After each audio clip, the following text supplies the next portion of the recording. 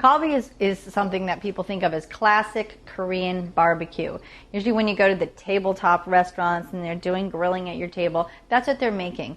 And basically what kalbi is marinated short ribs. So it's not it's a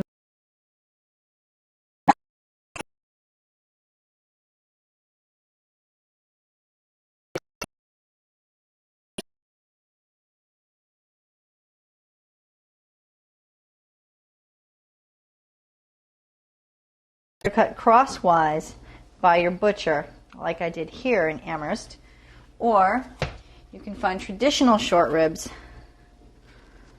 like so, and I'm going to show you how to prepare them and marinate them.